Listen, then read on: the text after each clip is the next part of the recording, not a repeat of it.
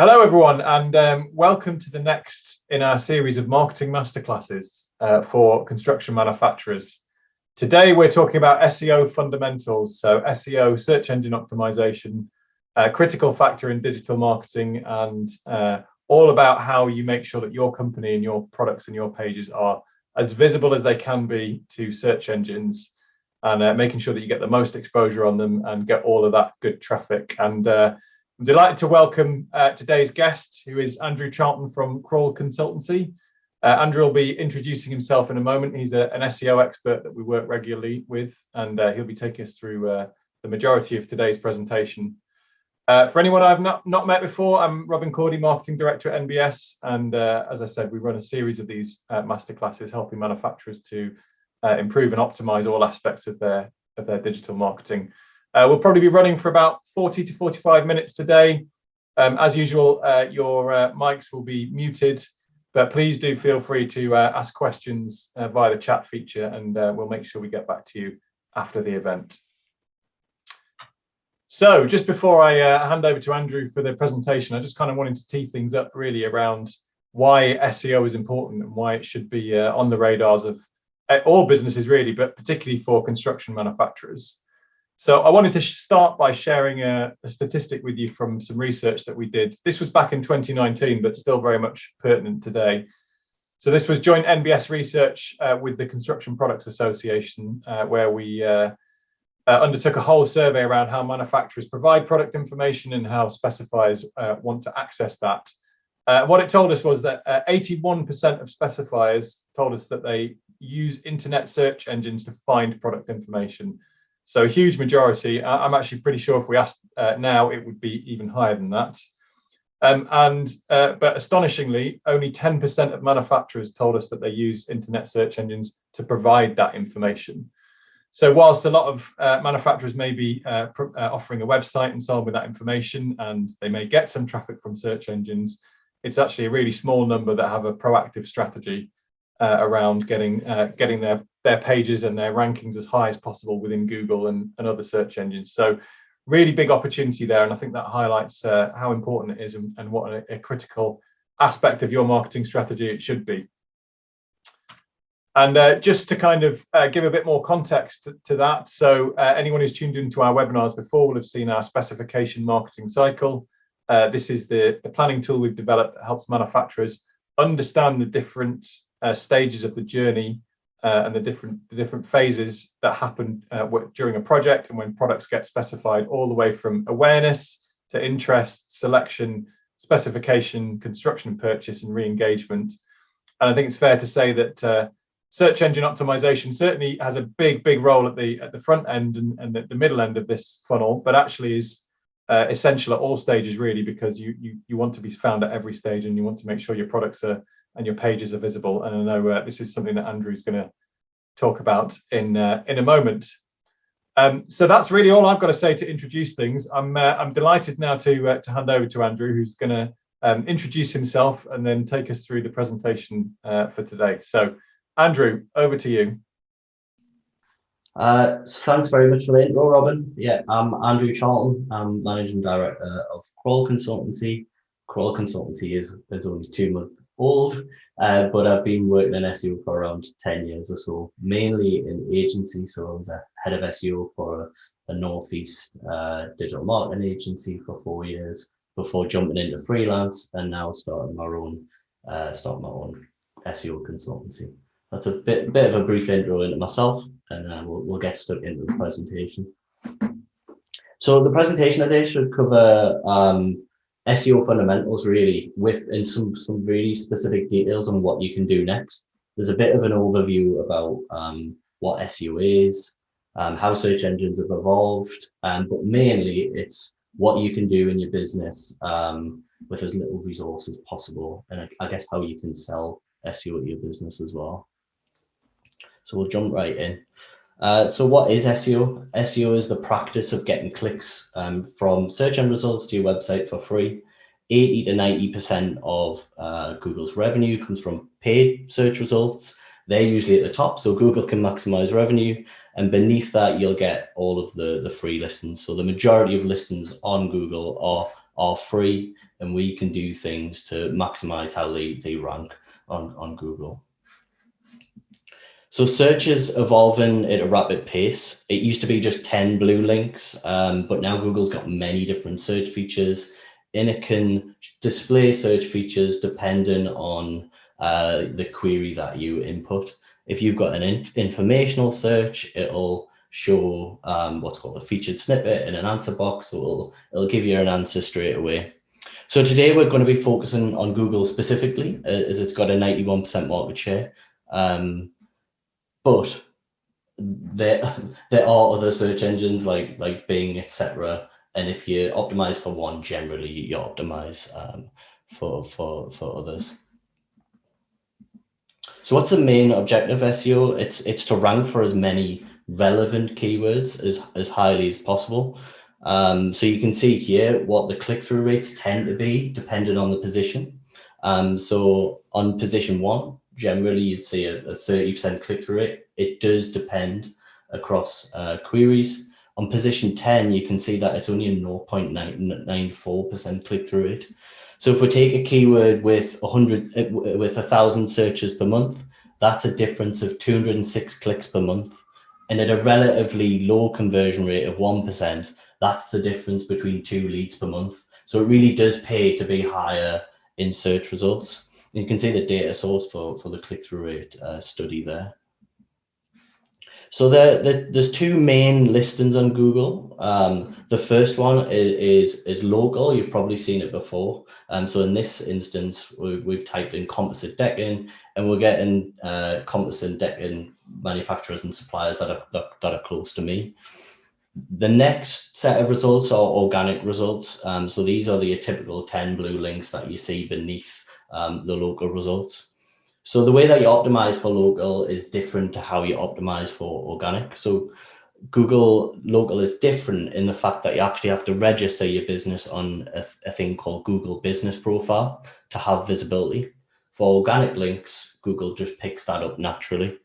Local as well is based on a different set of factors. So it's heavily based on proximity to the user location. So if I'm close to a physical premises and I search for something on mobile, then the business will tend to rank better there. It's also based heavily on reviews as well. So if you've got more reviews and higher quality reviews on Google Local, then you'll tend to rank higher. On the organic listings, which is going to be the bulk of the presentation, I'll explain what you can do there. I also want to talk about the premise of buying versus renting search results. So buying in this context means owning your own website. Renting means using something like MBS Source to list your site or another aggregator similar. So if you're quite a new domain, you won't be able to rank for as many keywords, say, if you were to list your products on NBS Source, which has accumulated a lot of popularity and authority over time.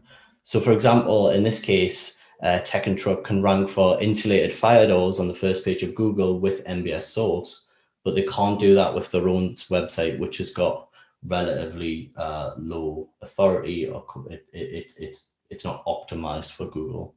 So a quick tip here is to search Google for any keyword you'd like to rank for and see which other third-party websites are ranking and see if you can get your websites listed on them. It might be a quicker way than optimizing your own website, or you can certainly pair the strategy with your own website. I want to talk about why SEO is essential for manufacturers. So in the Construction Product Information Survey in 2019 that Robin referenced, it was found that 80+% of specifiers use Google to find construction product information. So Google is the main discovery platform for specifiers. So if you're a manufacturer, you really ought to be there. And awareness is the first step in that process. So as outlined in the MBS specification marketing cycle, it's critical that your brand's discoverable. It's the first step. So I'm going to be talking a bit later on how you can choose the right keywords for specifiers to find you. But I also think it's key to stress that they're just consumers like you and I. Specifiers will definitely search more technically, but their technical searches will be really small relative to the broad searches that they'll search for. So if they want an internal door, they'll just search for an internal door. And why else? Google is the largest shop window for specifiers to find products. It's absolutely enormous. There are 400,000 searches per month with the term manufacturer in it. 15% of those searches will be completely new every day on Google.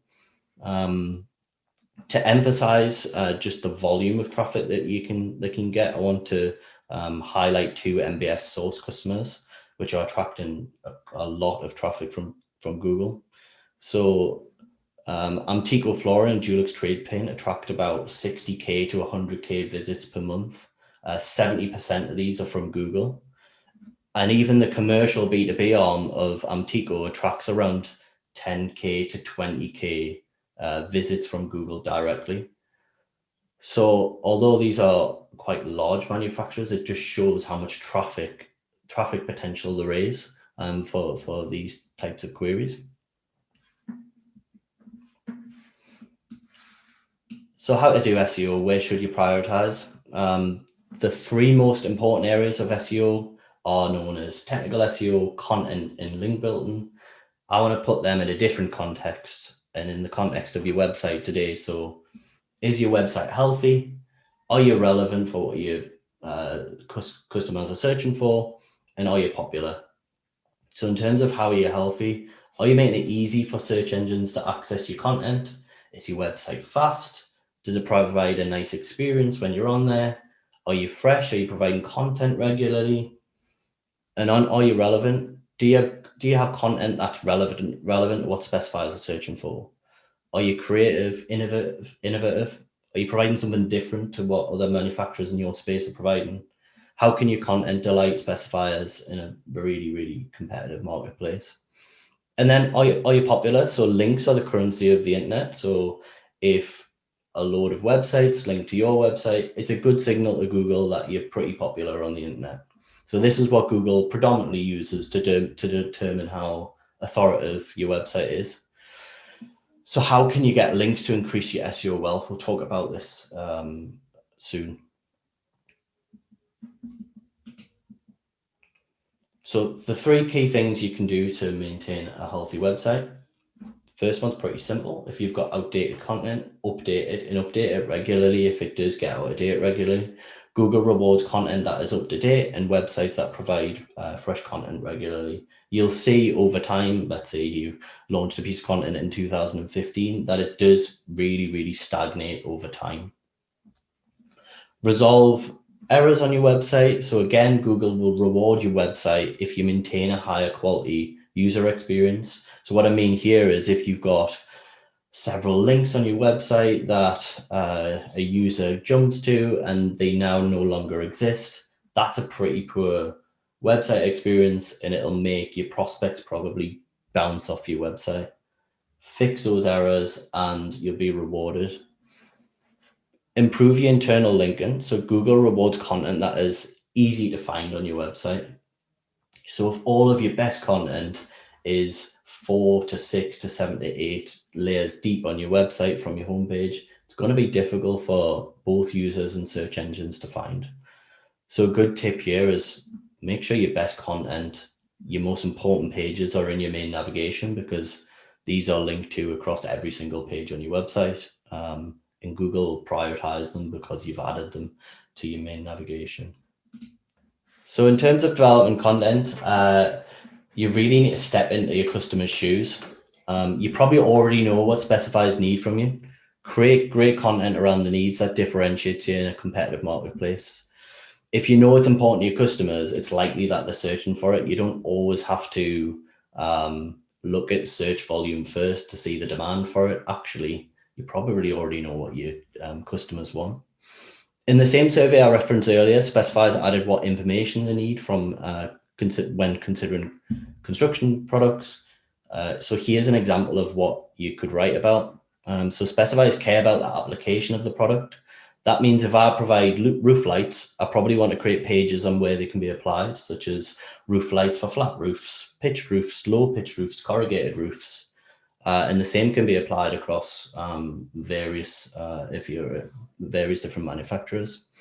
They also want content on installation and pricing. You've probably already got this information, usually it's housed in PDFs. Get it off PDFs into blog articles so it's easier for Google to find and read, and you'll probably be rewarded for that.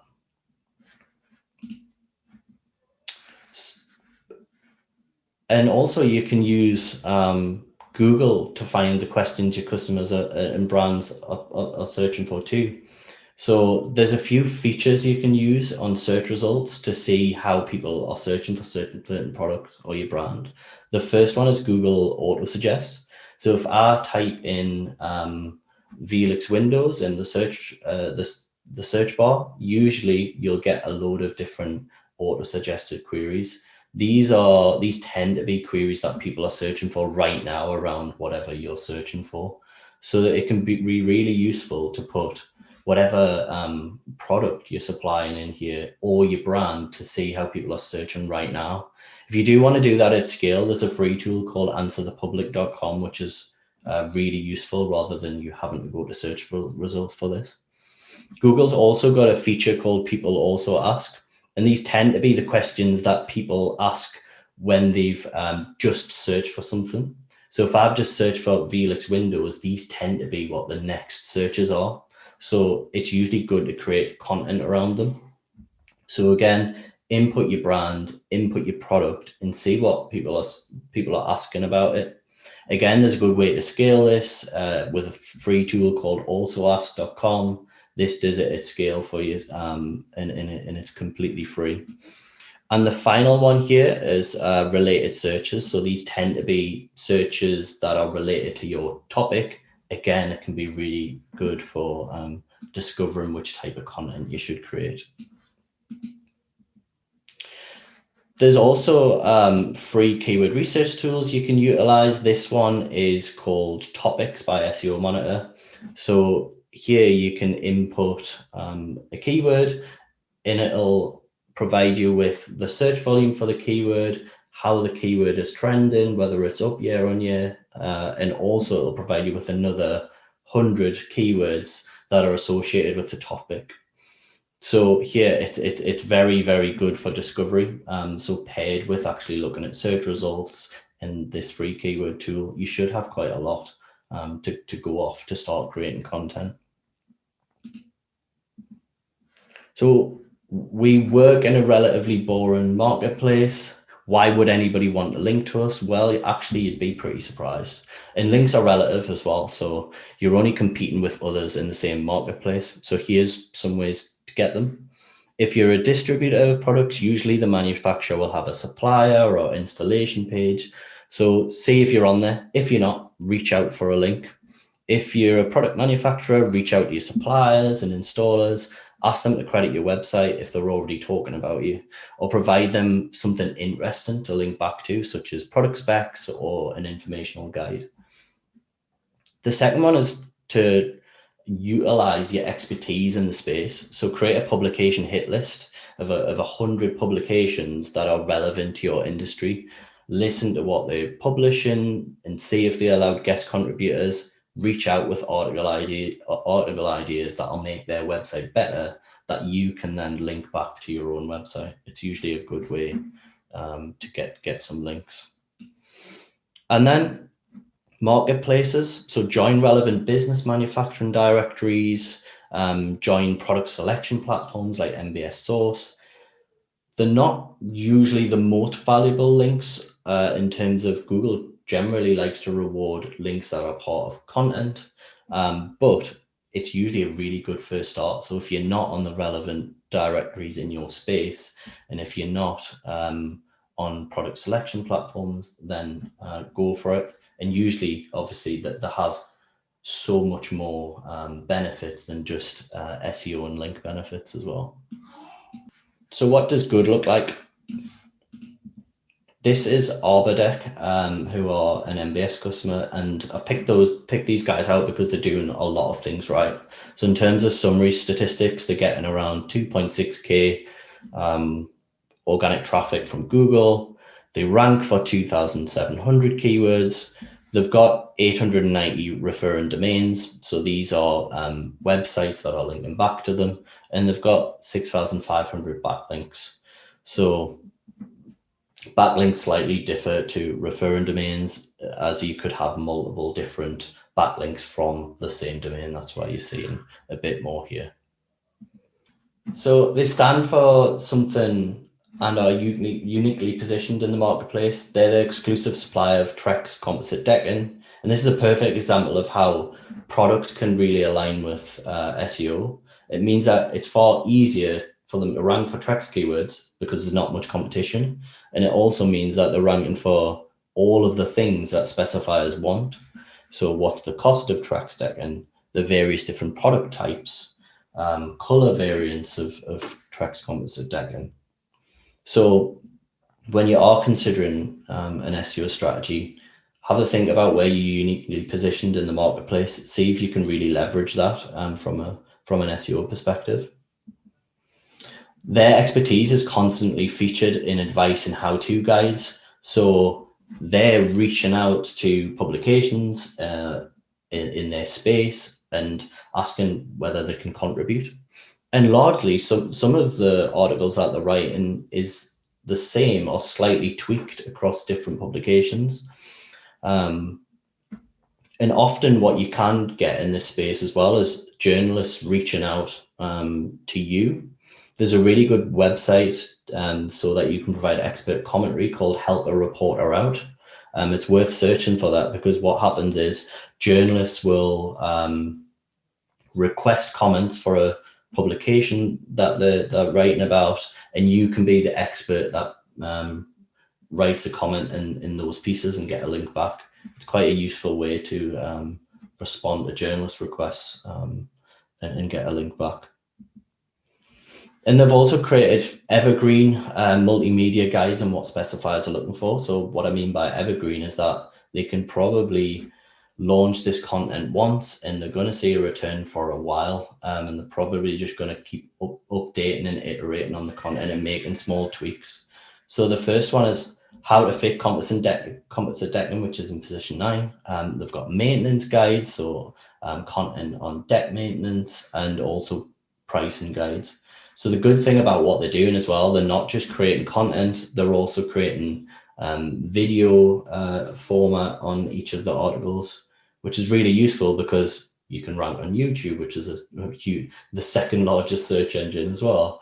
And also it provides various different formats for users. So different users want different things. Some are visual, some like text-based content. So to summarize some of that, what should you do next? What should your next steps be? So the first one is consider what information specifiers need on your products, and then create content on them. So it doesn't have to be difficult. So you've probably already got a load of literature that are housed in PDFs. Take the best of them and split them out into blog articles. Google really struggles to crawl and understand PDFs, so that get that content out into advice sections on your website. See where you can rent space. This is usually a really easy one. So marketplaces where you can list your products and directories where you can list your business are really good first steps to get some initial traction. And search for your brand. See what questions Google is displaying. It's usually a good indicator as to what prospects are searching for. So if people are searching for certain queries that are associated with your brand, it's likely that you're also going to rank for non-brand things associated with the same questions, and it can be a really good strategy. And that's back to you, Robbins, to ask a couple of questions on this, and yeah, happy to answer them. Brilliant, Andrew. Thank you. That was absolutely insightful. Loads of information there, and a really good level of detail for manufacturers to either get started or kind of build upon what they're doing already. So thank you so much. We had a few questions in advance, actually. So I think they're all going to be relevant based on what you've covered there. So we'll dive right in and go through them. So first question really is how do I get started with SEO? I know you've covered a little bit of this, but in terms of what to do next, what would your recommendation be to a construction manufacturer? Yeah, so my recommendation would be to learn a bit more about it. So obviously we've created like a short 25-minute summary here of what types of things you can do, but actually go to beginners resources on SEO and learn a bit more. So some of the main ones are moz.com, searchenginejournal.com, and Google Docs themselves are pretty good for beginners. So if you search for search engine optimization starter guide, the Google guide will come up on search results. And if you're really, really interested, there are some really good courses that you can enroll on, such as the Blue Array Academy. But yeah, that would be my first port of call. Just try and get a broader awareness of it, and you'll find some gold there. Yeah, well, there's loads of information out there. Without wanting to give you too much of a plug, Andrew, it's well worth following Andrew on LinkedIn, because he's regularly posting best practice articles and tools and information and so on. So yeah, that's a top tip from me. Next question was, how do I persuade my company we should invest in SEO? So I've come across this one a few times where, maybe the marketing team get the value of doing it, but it requires a bit of time commitment and a bit of investment, and others may not be quite on the same page. So how should people go about doing that? I think so SEO is a lot slower than investing in PPC, but it's a lot more sustainable. So if you stop spending on paid acquisition, you'll receive no clicks and no conversions. But it doesn't happen like that in SEO. So if you invest in SEO now, you could have a lasting impact for years, especially if you create evergreen content on installation guides, cost guides, and only make small updates. You can invest a lot in the short term and make a very small investment in the long term and still see results. So that's the biggest thing I'd say, is if you can stress how sustainable it is and create a longer term outlook on SEO, that's the way to go. And that's the way to sort of, I guess, differentiate it to the... Yeah, so it's a medium to long term play, isn't it? And those companies that you see that are ranking number 1 and 2 for any terms that you want to, they haven't got there overnight. They played the long game, and they've done that investment, and that's the best way to do it. But once you've done it, it keeps paying for itself, and it can be, as Andrew said, a really long term payback. So well worth putting in the time and effort. Definitely. Great. I get this one a lot as well. We've got a limited budget. What should we focus on? So obviously, we'll have organisations of various different sizes on the call. For those that are at the smaller end of the scale, what should they really focus on in order to get some results? Content, and more content. Usually, you've already got the expertise, and so all it takes is for you to write about the expertise. And something obviously I touched on in the presentation is almost every manufacturer that I've seen has tons of literature for the offline side of the business. So it could have PDFs, etc. Google's not very good at understanding them. Just get the content off them and into articles, and you don't really need to change it a lot, and you'll have some really great content in there. So that would be my first port of call, is just create content around what specifiers are searching for. Obviously, if you do have a limited budget, you can't do it at scale, but just make sure what you are producing is really, really high quality. And there'll probably not be tons of searches around your business anyway. Usually it is very specific to installation guides or certain product features, so you don't have to create a lot of content. And you can just create it over time as well, so you can split it month to month, so that you get more out of your budget month to month. Yeah, you mentioned a tool called Answer the Public, which I think we've mentioned in previous webinars as well, but I can't say highly enough how powerful that is, just to find out more about what people are searching for that might relate to products, and then is a really good way of giving you ideas for articles and really how to answer the questions and the concerns that specifiers might have. That's what's really going to start getting you some results. Great. The next one, so yeah, I've heard this one a few times as well. We've had bad experience undertaking SEO before. How do we avoid this in the future? Yeah, it's a really, really difficult one. Obviously, you've just got to vet the SEO consultants as much as you can. Who they work with? Have they worked in your space? So if you are a manufacturer, have they worked in the manufacturer space? Have they worked with relevant clients? Another good thing is actually just to, if you do have an interview and a pitch with the relevant SEO consultant or agency, ask for testimonials. A trustworthy SEO consultant or agency should have bags of testimonials that they can then, like yourselves, can reach out to, or even have a phone call with them, just so they can understand a bit more about how you work and what results you've got. So really, just do your due diligence. Certainly, don't don't acquire an SEO agency or an SEO consultancy if they've just reached out to you by email. Ask for referrals as well. So the majority of my clients do come in through referrals, and I really reach out. So ask other manufacturers or people that you trust for referrals on the space, and I think that'll help you go a long way.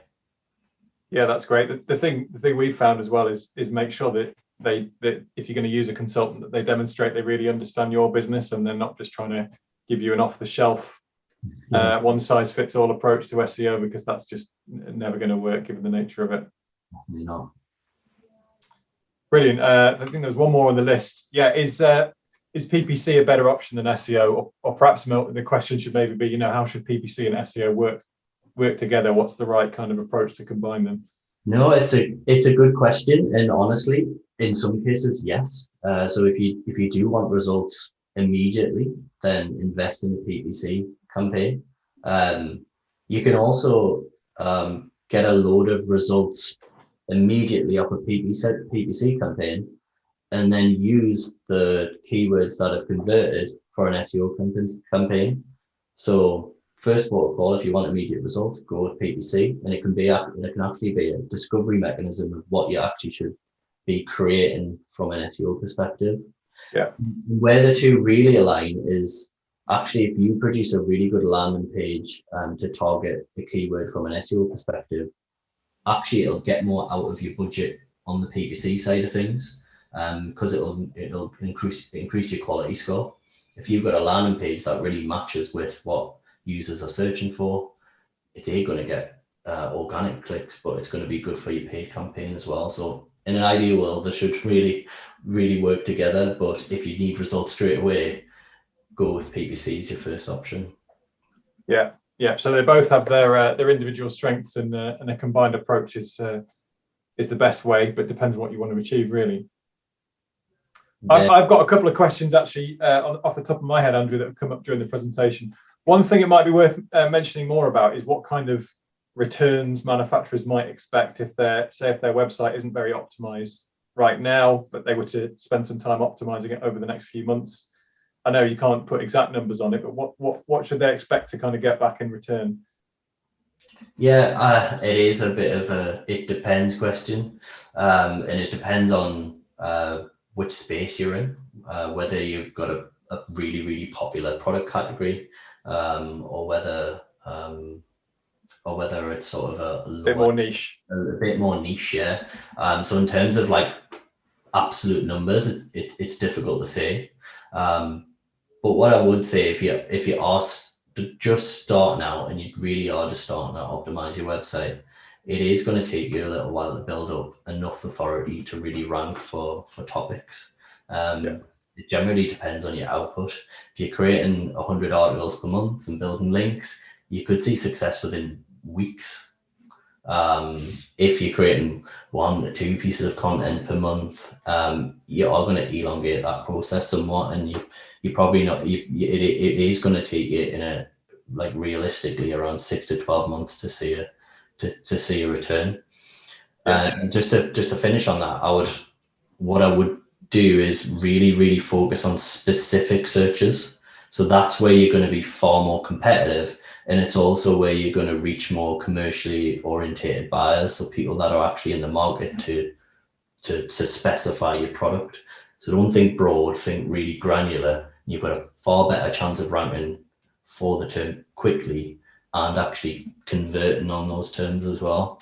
Yeah, so pick a small number of high value, really specific terms that you know that specifiers are searching for, and you know that you can provide some really great content for, and then really go after those by building on them, and the payback is, high rankings and long-term high quality growth and high quality traffic, and then hopefully leading to specifications or leads or whatever conversion metrics you've got once you get them on your own website. Exactly. Yeah, brilliant. Well, I don't have any more questions, although it's an extensive topic that we could talk about all day. But hopefully, and I'm sure the audience have found it incredibly useful in terms of helping build out their strategies for SEO. I've got a couple of things to mention. Obviously, Andrew mentioned MBS Source there, which I know we'll have a lot of MBS Source customers on the line, but maybe some manufacturers who haven't yet looked at MBS Source. The great thing about Source is it gives manufacturers exposure across the project timeline. So whether it's via the Source website, which Andrew mentioned, obviously there's an SEO benefit to being on there. It also gets you within the specification environment, whereby specifiers can add your products directly into their specs, and really helps you give that exposure regardless of what stage a specifier is at. And yeah, Source and MBS is highly ranked and highly regarded by Google. So as Andrew said, although they're not the most valuable links compared to real high value unique content, having that association with the website and those links will be really valuable. So if you do want to find out more about that, please give us a shout. And also worth mentioning as well, our partner company Glenigan, who also provide construction project information services. Again, it's a really great platform to provide really detailed information about the types of projects that you might be looking for and the key contacts there. So they work really well together to help you kind of focus your lead generation efforts alongside an SEO and digital marketing strategy, as we've talked about. And we've got a couple more things coming up as well at MBS. So if you found today's session useful, our next marketing masterclass is a big one actually. So it's marketing strategy for 2022. So we'll be running that on December 15th. Registration form hasn't quite gone live yet, but keep an eye out for updates on that. Keep an eye on our social media accounts, or make sure you're signed up to the MBS newsletter, and you'll get information about that as soon as it's out. But fair to say, every year gets more competitive in the marketing space, and no doubt 2022 will be the same, if not more. And something else to keep an eye out for: we've now closed our construction manufacturers marketing index survey, which we've done jointly with Glenigan. So we've had a really great response to this, and this is going to provide a hugely powerful set of information about how manufacturers within the construction space are going about doing their marketing. Everything from SEO to social media to product data and everything in between. So you can have a look at the data in that and see how you're comparing to the industry, and might get some ideas as to what other opportunities you've got to focus on from a marketing perspective. So yes, keep your eyes out for that. It will be available soon. And that's it. Thank you very much for joining today's session. A big thank you to Andrew for sharing all that information. Gathered over many years of working at the sharp end of SEO, with a huge amount of technical detail behind it, and lots of experience on real world projects. So thanks for that, Andrew. If you'd like to find more out about Crawl, there's the link on the screen there. It's crawlconsultancy.com, or have a look up Andrew on LinkedIn. And you can also download the MBS marketing cycle on our website there as well. So hopefully you've enjoyed what you've seen. Do make sure you're following us on social media if you're not already. And thanks again for tuning in, and we'll see you next time. Thank you. Goodbye.